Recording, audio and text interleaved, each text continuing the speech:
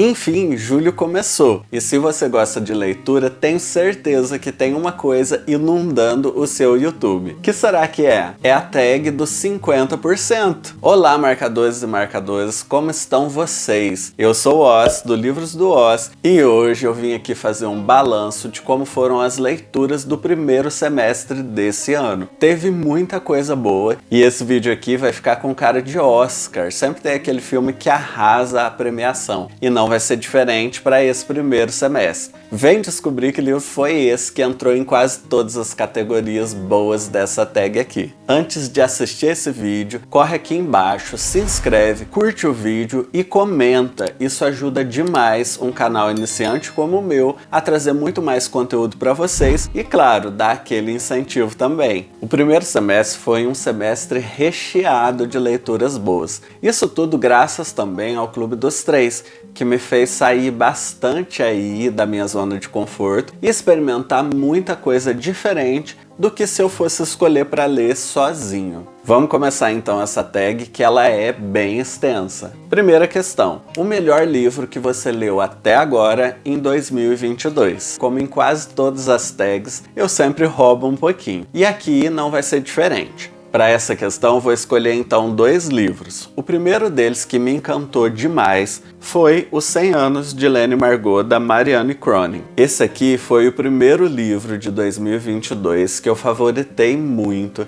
e que eu dei lá 5 estrelas. É um livro perfeito, ele conversou muito comigo, eu consegui aprender muitas coisas com essa história, e é uma história, embora bastante pesada na temática, ela tem aí muita leveza na abordagem. Nesse livrinho aqui, ambas, a Leni e a Margot, são personagens que estão no hospital e em suas fases aí terminais. O que acontece é que quando elas se conhecem, a Leni tendo 17 e a Margot 83, elas vão ali se conectar por meio da arte e vão criar aí quadros, pinturas desses 100 anos da vida delas, contando todas as observações, coisas que elas aprenderam durante a vida. Então é um livro bem gostoso de ler e que faz a gente pensar bastante sobre a vida. O segundo livro que eu vou encaixar aqui nessa categoria foi nada mais, nada menos que Pachinko. Esse livro é excepcional. Pachinko é da Mindy Lee, e eu fiz a leitura dele toda pelo Kindle. Eu ainda estou muito imerso nessa história. Foi o último livro que eu li agora no finalzinho de junho. Então era um livro que eu queria muito ler, mas eu fui deixando para frente por conta de toda essa questão de ser um livro maior, um livro mais profundo. Fiquei bem preocupado, mas graças aí ao clube eu consegui fazer essa leitura e foi assim muito satisfatória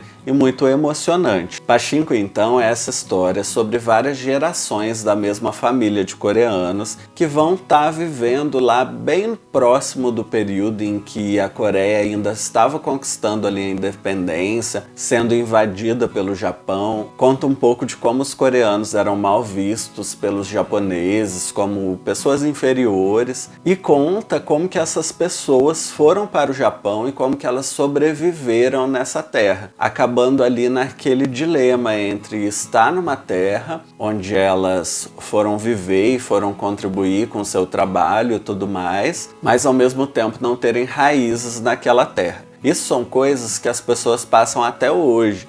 Muitos coreanos que tiveram que fazer essa migração acabaram vivendo ali, tendo ali suas futuras gerações impactadas por esses conflitos. E as pessoas sempre sentem ali aquele vazio de não se sentirem aceitas naquela terra e de também não terem conexão com o país de onde elas vieram. Além de todas essas dores relacionadas aí às questões geográficas, Pachinko também traz muitos conflitos, muitas histórias interessantes e sofridas. É uma história que vai abarcar um período bem longo dessa família e é um livro carregado de aprendizado. Cada parte da história, cada sofrimento que eles passam, cada conquista, mexe muito com o coração da gente e deixa a gente reflexivo por um bom tempo. Segunda questão é a melhor continuação que você leu até agora em 2022. Nesse caso aqui, infelizmente, e por incrível que pareça, eu não li nenhuma continuação esse ano. Vamos para a próxima pergunta então. Questão número 3. Algum lançamento do primeiro semestre que você ainda não leu, mas quer muito ler. E aqui eu vou trazer de novo 2 livros muito legais que eu tô ansioso para ler e que eu ouvi muito a respeito. O primeiro deles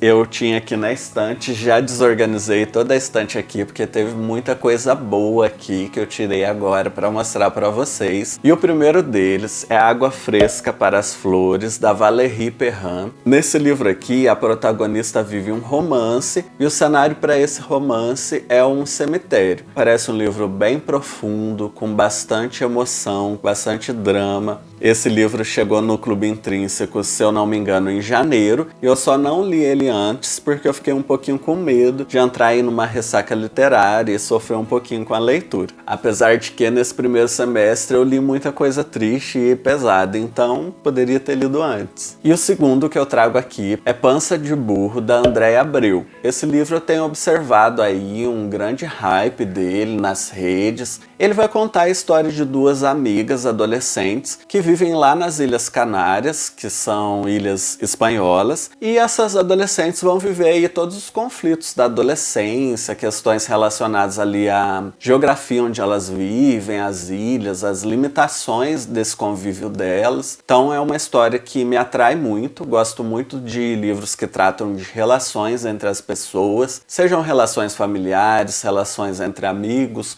ou relações entre amantes, e eu tenho aí bastante expectativa com a leitura dele. Quarta questão, o livro mais aguardado do segundo semestre. Eu vi muito lançamento legal de fantasia para o segundo semestre. Como quem me acompanha sabe, não é um forte meu. Eu gosto de ler muito mais coisas relacionadas a dramas, questões aí do cotidiano. E tem aqui um livrinho que vai ser lançado agora em julho mesmo, que vai tratar aí do circo, que é uma temática que eu adoro, que é o Circo da Noite, da Erin Morgenstern. Então eu tô bem ansioso para ler esse livro, para me aventurar de novo na fantasia, que eu tenho bastante dificuldade em chegar ao final dos livros de fantasia. Eu sempre me empolgo muito no começo, empolgo muito mais do que nas outras leituras. As leituras que eu já estou acostumado, geralmente vou ali crescendo com a história. Já nesse caso aqui, eu me empolgo muito no começo das leituras e quando chega ali para o meio do livro, eu já estou desanimado e tendo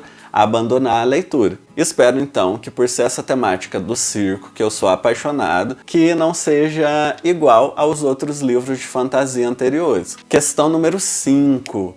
O livro que mais te decepcionou neste ano. Como eu disse lá no começo, esse ano eu tive muitos livros bons no primeiro semestre. Então tentei escolher aqui o que menos se destacou. E com tristeza, porque ele é de uma autora que eu gosto muito, mas que eu já estou acostumado que venha ou um livro que eu goste bastante, ou um livro mediano aí. E nesse caso aqui, o livro me decepcionou um pouco, que foi Até o Verão Terminar, da Colleen Hoover. Eu fiz essa leitura em meio físico, ele está emprestado. Eu achei que a Colleen criou um plot que não é tão interessante assim, muito forçado, totalmente sem sentido segurar tanto a história para revelar um plot twist tão forçado como foi, personagens que não foram carismáticos e que tinham lá suas parcelas de culpa nas situações. Tá aí então Até o Verão Terminar. Agora eu vou esperar o próximo da Colleen Hoover para fazer leitura, porque eu não me controlo, eu tenho que passar um pouquinho de pano e continuar lendo essa autora, porque eu sei que ela traz aí bastante coisa que eu me identifico muito, embora sejam livros contraditórios às vezes, que eu talvez não goste tanto assim, dependendo do livro. Questão número 6. O livro que mais te surpreendeu esse ano. Eu trouxe A Filha Perdida, da Helena Ferrante, fiz a leitura no Kindle. Foi um livro de uma temática que eu raramente leria, também fez parte lá do Clube dos Três. Fui forçado a ler, entre aspas, e aprendi muito com a história, gostei muito da escrita dela. Eu vou demorar um pouquinho para ler outras coisas da Helena, porque eu fico com medo de não serem tão boas como esse livro foi para mim, e de não marcar tanto como ele marcou. Um livro que fala sobre maternidade, que eu achei que não ia me identificar tanto, mas gostei muito da forma como ela escreve, de como que ela cria ali um mistério com questões tão simples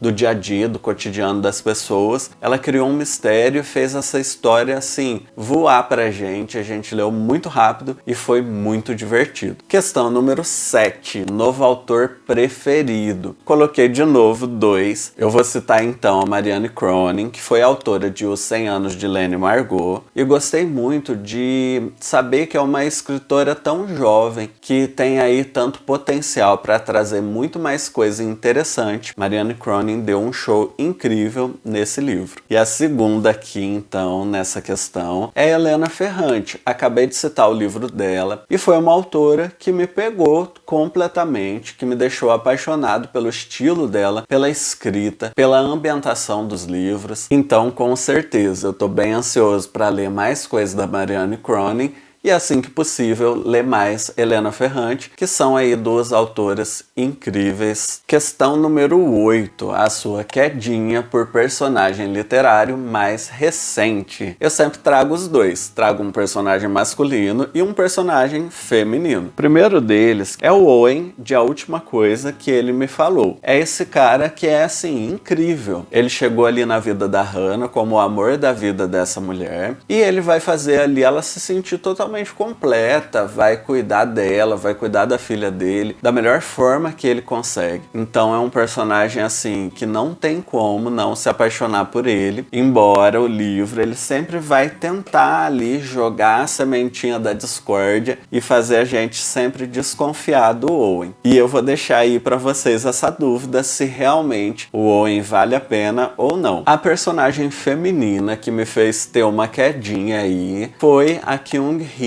lá do Pachinko. Essa personagem, eu não sei se eu posso chamar isso de uma quedinha, mas ela é incrível, ela é bonita, conforme a autora descreve, e também ela é super parceira. Ela vai chegar para a vida lá da Sunja e não vai deixar ali ela se abater. Ela vai meio que passar uma borracha em tudo que possa haver no passado da Sunja e vai dar as mãos para ela. Vão ter uma história incrível durante o livro todo, que vai ser muito legal. A Kyung-hee é uma personagem inesquecível para mim. Ela ensina pra gente nesse livro como que deve ser uma verdadeira amizade, o que faz o livro ficar muito gostoso nas partes em que elas estão juntas e que tem que cooperar para que essa família consiga avançar ali e ter sucesso em alguma questão. Questão número 9, vamos de personagem favorito mais recente. A primeira vai ser a Lene, dos 100 Anos de Lene Margot, personagem incrível, completa, uma menina de 17 anos que passa poucas e boas ali no hospital, que tá esperando ali pela sua morte, mas que tem toda uma complexidade por trás dessa personagem, que traz muita profundidade para ela na história. E a segunda, a Yeon-jin,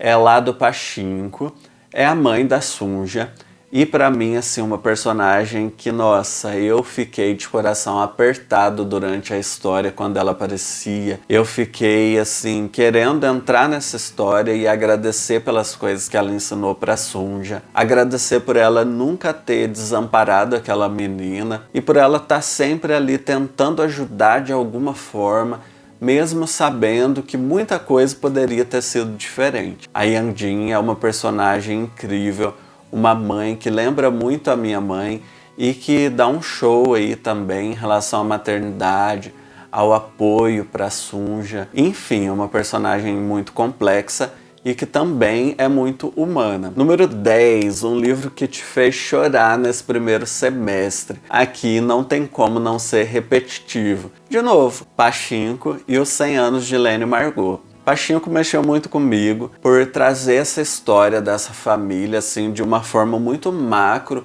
poder enxergar de cima os conflitos, as mortes, as coisas que acontecem em geral ali, entender as escolhas bem feitas, as escolhas mal feitas. Incrível, chorei várias vezes nesse livro e saí dele na maior ressaca literária também, diga-se de passagem. E Os 100 Anos de Lene Margot, chorei muito durante o livro e no final do livro, que é assim, arrebatador. Não tem como não gostar também. Número 11, um livro que te deixou feliz no primeiro semestre. Lá no comecinho eu falei que eu não li muita coisa alto astral, good vibes aí nesse primeiro semestre, mas teve um livro que me deixou feliz e eu vou explicar por quê. É o livro Labirinto do Fauno. Esse livro aqui me deixou feliz, não pela história, porque não é uma história tão leve assim, mas ele me deixou feliz pelo contexto em que eu recebi essa leitura. Eu sou apaixonado pelo filme do Labirinto do Fauno e sabia que tinha um livro, mas sempre ficava adiando a leitura. Quando eu fiz a leitura e percebi que era um livro praticamente ali,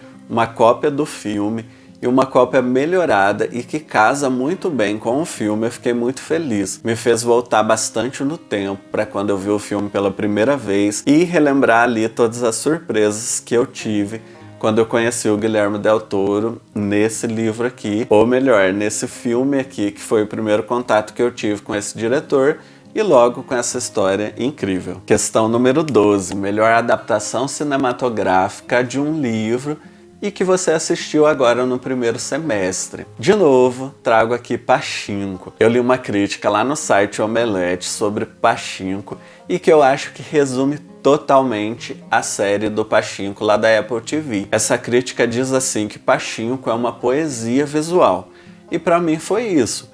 O livro ali com todo aquele drama, toda aquela história carregada ali de sentimento, carregada de muito sofrimento que aquela família teve. E a série, além de conseguir retratar fielmente tudo o que aconteceu lá no livro, ela também passa essa fotografia incrível, atores excepcionais. A série soube mostrar muito bem as questões da época, as dificuldades. Uma poesia visual, não tem outro termo, outra expressão que resume o que é Pachinko enquanto série de TV. Questão número 13, sua resenha favorita do primeiro semestre. Eu tenho ali então todos os booktubers que são meus queridinhos e sempre eu tô assistindo tudo deles, consumo tudo assim, assisto todos os vídeos até o final. E aqui então, uma resenha que me marcou bastante. Não sei se pra mim foi a melhor que eu assisti, mas uma que tá na minha cabeça e que me faz querer ler o livro de que essa resenha trata é a resenha da Renieri, do Palavras Radioativas. Olha eu de novo citando a Renieri. Eu acho que eu mereço aí uma participação nos lucros dessa CEO maravilhosa que ela é. E nessa resenha dela, ela vai falar desse livro da Tess Stimson, que é a ex-mulher. Vai falar sobre o preço de uma fofoca que vai causar aí grande reboliço nessa história. Eu fiquei apaixonado por essa resenha. A Rê sabe fazer resenha como ninguém. Eu fico ali muito fixo assistindo as resenhas dela. Tento ali tomar nota de todos os livros que ela fala e que eu tenho interesse em ler. Mas esse daí é um que ficou assim marcado e até hoje eu quero muito ler esse livro. Questão número 14, o livro mais bonito que você comprou ou ganhou esse ano. Trouxe então 2 livros nessa parte aqui. Trouxe um livro que eu comprei, que eu acho assim primoroso de bonito, que é o Diário de Nisha. Excepcional a história também. Esse livro é maravilhoso. Lindo. Infelizmente a minha versão não veio com um marcador de páginas, que também é bem bonito. Mas olha, é um livro perfeito da Dark Side, faz livro como ninguém, em se tratando aí do acabamento do livro. Então esse daqui foi o livro mais bonito que eu comprei esse semestre. E depois trouxe o livro mais bonito que eu ganhei. E eu acredito que é esse daqui, Flores para Algernon, do Daniel Keyes. Esse aqui eu ganhei do Edu, eu tinha lido ele no Kindle. Tava muito ansioso para ter o livro em versão física. Eu acho a capa muito bonita, simboliza muito o que aconteceu na história. Ele também tem aqui a guarda bem bonita. O livro como um todo tá bem bonito, a edição, capa dura, a cor, enfim, é um livro que eu acho maravilhoso, de muito bom gosto. Diferente do livro da Nisha, é um livro de um projeto gráfico mais simples, mas que vence aí na simplicidade. Chegamos aqui na nossa última e não menos importante questão dessa tag: quais livros você precisa ou quer muito ler até o final do ano. Primeiro eu quero ler alguma coisa da Taylor Jenkins Reid, mais alguma coisa, talvez Daisy Jones, que eu ainda não li, ou Malibu Renasce. Tô lendo atualmente Evidências de uma Traição e tô assim, devorando. É uma história bem curta, mas que eu tô assim, devorando rapidamente e tá maravilhosa. Diferente lá de Amores Verdadeiros, que foi uma história legal, que eu gostei, mas que não foi tudo isso. Outro livrinho que eu tô bem ansioso para ler é A Pequena Loja de Venenos, da Sarah Penner. E além da edição dele, da Tag, ser maravilhosa, uma edição perfeita, esse aqui então é um livro que tem uma sinopse bem interessante, bem curiosa, uma história de época em 1791, onde vai haver aí uma boticária que vai criar ali venenos para serem vendidos. Então achei assim bem curioso